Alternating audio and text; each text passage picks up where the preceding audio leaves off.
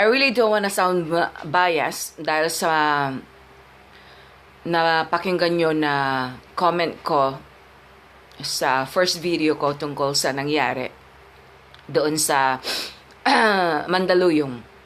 And of course, dahil sa nakita ko na pambubugbog ng isang pulis sa isang ordinaryong mamamayang Pilipino, of course, I had to react for that. Dahil hindi naman talaga makatwiran yung ginawa niya, talagang nilagay niya sa kanyang mga kamay ang batas, which is hindi dapat ganon.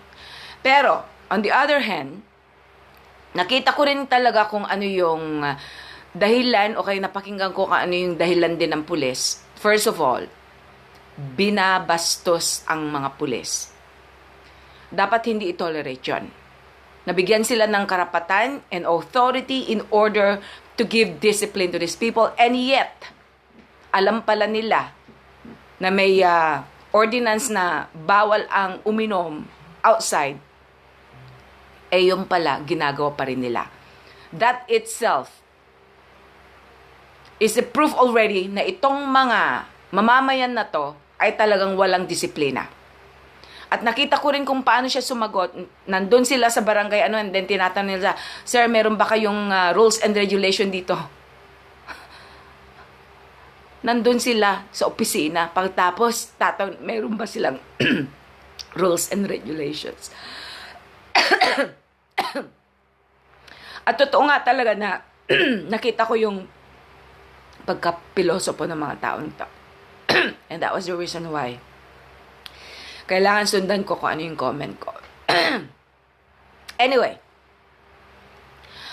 kung ano man yung dapat at nararapat na ibigay sa mga taong ito para at least mabigyan talaga na disiplina, then you have to do it. Kasi sometimes talagang umaabuso na rin talaga sila. Alam nila na may batas na dapat igalang at meron tayong mga pulis na dapat ding igalang. Kung ano yung uniform nila at kung ano yung posisyon na ginagampanan nila, dapat din igalang.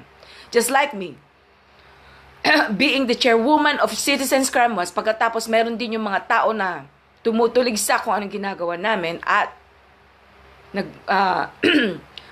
talagang pinapawalang bahala nila kung ano yung posisyon namin na ginagampanan. Hindi nila alam na napakaseryosong bagay din kung anong ginagawa namin bilang mamamayan na walang gusto kundi tumulong din sa mga pulis kung ano yung dapat nilang gawin.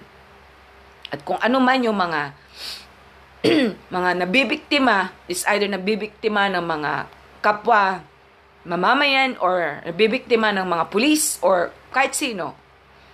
Kahit sinong mga nasa gobyerno. Yun po ang ginagampanan din po namin.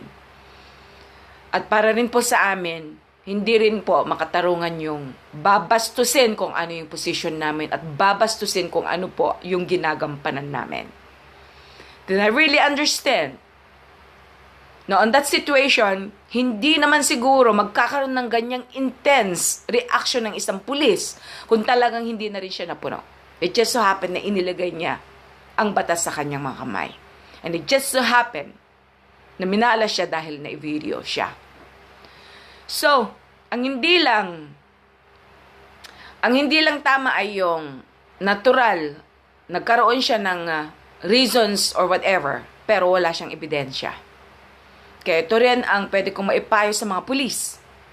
Para po, magiging patas po ang labanan dito. Kailangan, right from the start na nandun at nagmumura o kaya'y nambabastos na itong mga mamamayang ito, dapat i-video rin sila. Para at least kung sakali man, pagdating sa korte, at least patas po ang labanan. Yun lang po.